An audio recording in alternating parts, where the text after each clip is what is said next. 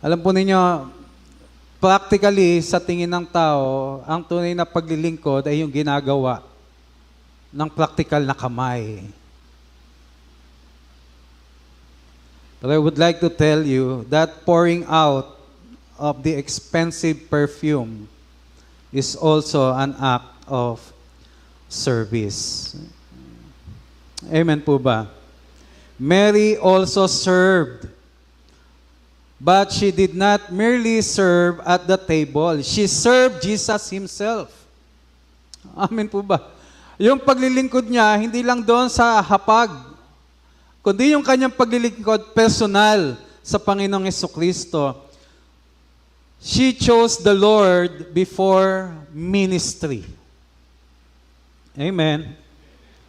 She chose His presence before activity.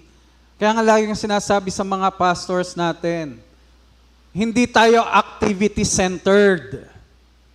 Hindi tayo maglalagay ng mga activity just to fill out yung mga programs at mga void na mga areas or dates ng ating simbahan. No.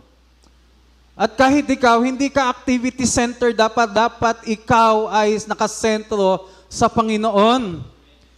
You may be present in many ministries available in the church, pero it does not necessarily mean that you are serving God. Amen ba? Wag kang magkamali na ang sukatan mo ng iyong pagiging malapit sa Panginoon ay yung mga ginagawa mo. Doing things for God and being in the presence of God is two different things.